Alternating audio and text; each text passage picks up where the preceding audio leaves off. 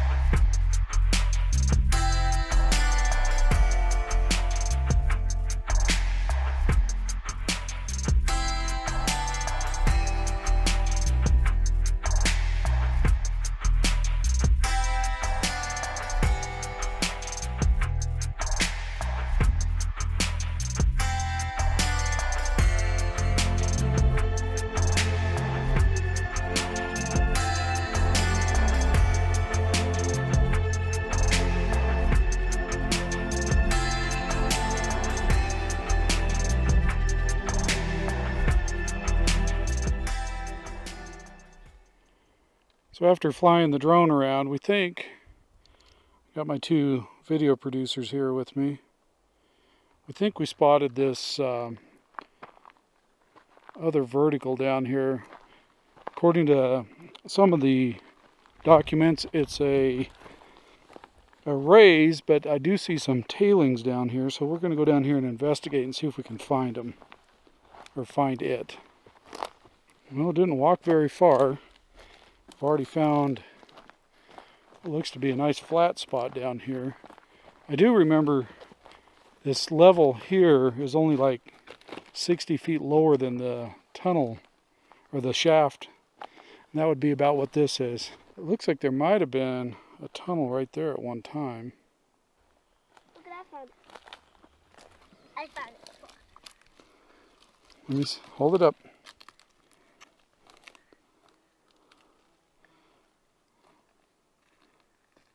Pretty interesting. This definitely looks like it was probably tailings from a tunnel right there. So I don't think this was actually the raise. What is that? It's an insulator. Pick up. It's pretty cool. Looks like some of the ore they were after. Now, all these piles up here smell like sulfur. So I don't see the rays that come out to the surface up here. There's supposedly a raise that came up from the next level down, which is down in here, probably 100 feet lower than we are now. Supposedly there's a raise that comes up somewhere out here, but I don't see it. It came up to the surface. I'm not going to go wandering around out there looking for it, because those can be, like I said before, pretty dangerous. Because you can just walk across the hole, and if there's brush or limbs across it, you know, pretty easy just to stumble across it, especially if they didn't leave a very big opening there. So we'll just kind of leave that one alone. But this was evidently what they called level 2, because there was 4 levels to this mine. So this would have been level 2. We'll go down here to level 3, which I think we can get underground a little bit on that one. Well, during editing, I went back and read that mine report again and found out some of what I'm about to say in the video is a little bit off, and some of what I just said is a little bit off. This level we're currently standing at, that you just saw us standing at with the little tailing pile, that's actually level 1. The shaft sank down 27 feet to that first level, and then they drifted on it and it surfaced out. I'm not sure whether they sank the shaft first or dug this added in first, but either way, that's level 1. What I refer to as level 3 is actually level 2, and it's about roughly, I don't remember exactly what it said, close to 100 feet lower than the top of the shaft. Level 3 is actually the only where it surfaces is up to the shaft. There's no adit coming out anywhere on the side of the hill or tunnel to daylight that shaft. That one was strictly accessible from the shaft. And level 4, which we'll get into in a little bit, is quite a bit further down the hill. At first I was kind of confused when I was up there doing the video. It just didn't really make sense in my head, the different levels that I was talking about. And I just kind of skimmed through the report before we went up there. I didn't really read it in depth. I come back and actually read completely through it. And so what I'm about to refer to as level 3 is actually level 2. Level 3 doesn't surface besides up out of that shaft. So just to clarify what I'm about to say, just forget these level numbers here on this first adit we're about to go to. That's actually level 3. No, 2. See, I'm still confused. Okay, so let's look at these different levels here real quick. Level 1, which is where we were just standing, kind of goes in at about an angle like this. We'll just save that real quick. We'll make it a different color. Do green. Make it a little bigger. So that's essentially level 1. And it evidently crosses right here, either on the side or right through the shaft, I'm not sure. So level 2 is a little bit different. It comes in here about like this. And we'll just save that. Give it an orange color. Make it bigger. But it also extends out. Now you got to remember, this is underground. This extends out quite a ways over here. Move this end up like that. It might be a little exaggerated, but I don't think it goes quite that far up here. Probably something about like that.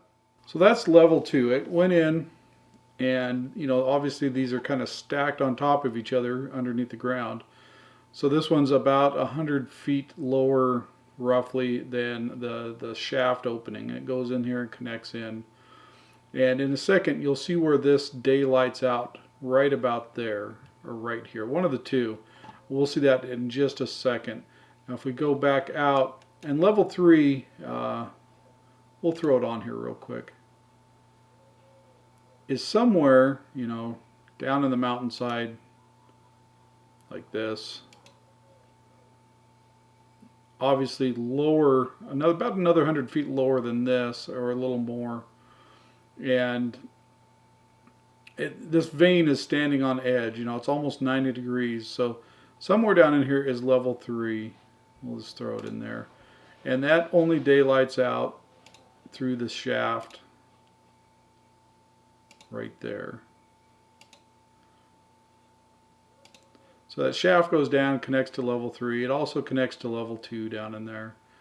Now this isn't quite right. If I could do this in 3D, it would make a lot more sense. And level 4 is down here. And this one is a pretty long tunnel, and we'll explain that in just a little bit. It goes clear back, grab this, about right there, almost underneath that shaft. And that's where it kind of meets up with the vein. from what I understand, this is mainly a cross-cut tunnel back to the vein. It may be on part of the vein, I'm not 100% sure, and you'll see why here in a little bit, but level 4 starts way down here and connects into the vein. Now it does have one raise that comes up and connects into level 3. Here, just so this makes more sense, we'll put it like this, because this vein is standing on edge. So somewhere in here, right in this area here, there is a raise that comes up and connects into level 3. That's the only place that I could tell from the old records it connects. Now, with that said, this has been mined more recently in like the 1980s, and so what those guys did during that mining period, I'm not 100% sure. They may have extended this quite a bit out. They may have connected these levels in different spots. I'm not 100% sure. I can't find any history of what was done in the 80s. But let's jump back into where we were before. Excuse the footage. I'm just using my phone, but we drove up the road just a little ways from that shaft, and we finally found this raise right next to the road. And what they say is a raise, I think, is more of a probably a stope that they accidentally punched out to the surface. If you look down in there, you can see that. I think this was the raise they were talking about in that documentation. I'm trying to work around the other side and get a shot of that. Used to have a fence around it. Really not getting any better angle on this.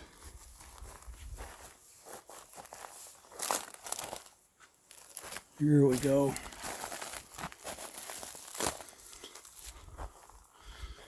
Now this may play a part in what we'll see in a minute.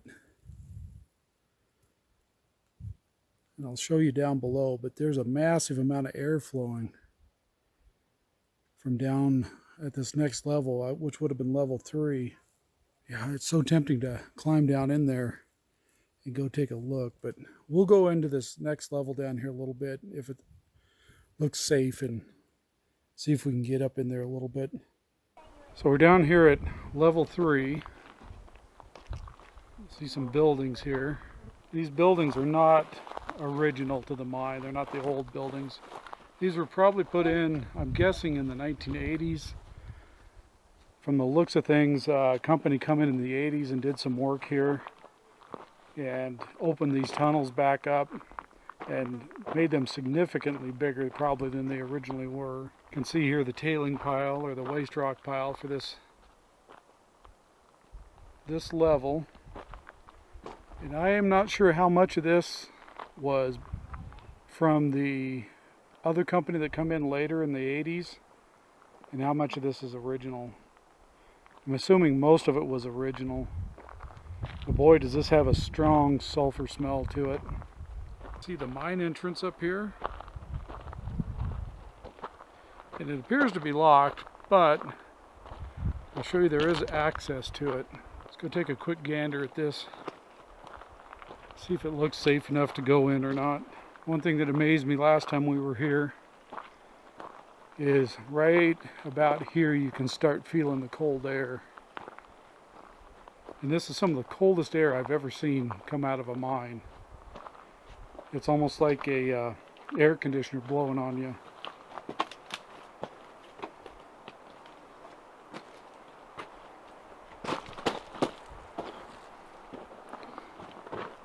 You can see the size of the timbering they used. They probably used propane powered machinery in here, I'm guessing, maybe diesel powered.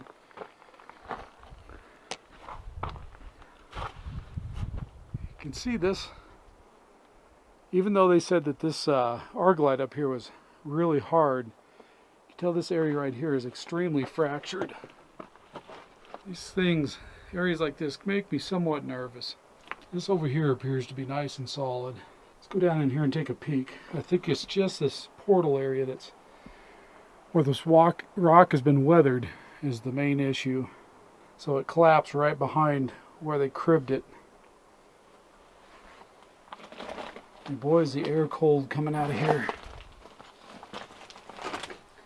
I was hoping to put on waders and get back in here, but I think this is deeper than what I thought.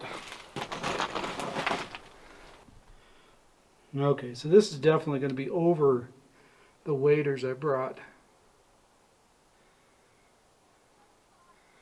But I'm betting that water is ice cold water, and the wind coming in from that upper level, the shaft blowing through here is why that's so cold coming out of there. Go down here and take a little better peek.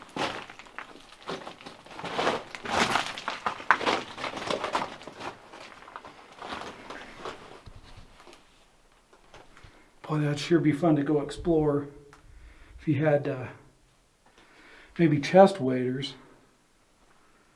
Considering I know from the looks of things they brought equipment in here. There's only about, I don't know, 3 feet of space down there, and so that's probably about 5 foot deep water. Well, I just really wanted to get back there and explore that too. You can see right there where the light's shining. That's one of the bolts they ran up. Probably had a screen all the way through here, so the screen's probably down in that water now. I see some of it hanging from the ceiling back here, so this isn't super stable. And this is not going back on a vein. This was a cross cut. There's no vein material here at all. So this probably goes back to about where that raise was that we looked at, or that collapsed stope. I'm assuming that's probably about where that wound up. And then went out on the vein from there. Pretty interesting. It's pretty stinky. It smells a lot like sulfur. Man, that's a bummer. When I was up here the other day, or a few weeks ago, you know, from up, I just peeked in from above. I assume there might have been a foot of water in here, but this, yeah, there's way too much water to go back in there. Well, interesting nonetheless. Go look at something else then. And see up out of the hole here. I think this level, from the documentation I could find, this crosscut went back in about 300 feet, and then they drifted about 600 feet on the vein. The next level down here, level 4, goes back in about 2,300 feet. Now that was based on the report from like 1940. That same company that was in here working during the 80s evidently did work down there. And I've tried to figure out which company that was, and without going back and digging through a whole bunch of newspaper articles, I really couldn't dig up what company that was. But they did a lot of work down here on this 4th level too. So how far that mine actually goes back in there, that tunnel goes back in there, I'm not sure, because it's not available anywhere I could find. So originally in 1940 it was 2,300 feet, and where the other company wound up at, I'm not sure. I don't know if they actually tied it into the Bald Mountain mine eventually or what, but they did do quite a bit of work from the looks of the opening down here. So we'll wander around here real quick, take a look at these buildings one more time, and then head down to level 4. I'm pretty sure this was the generator room.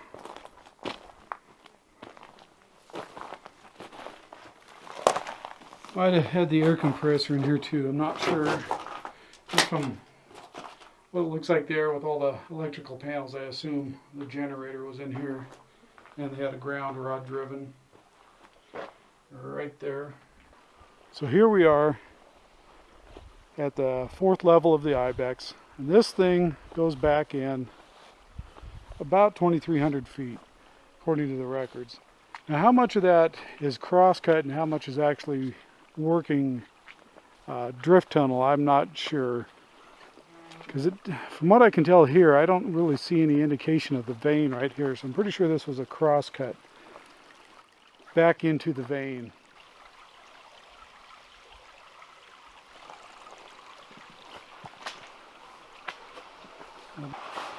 When I first saw this, I was pretty excited to see this culvert in here.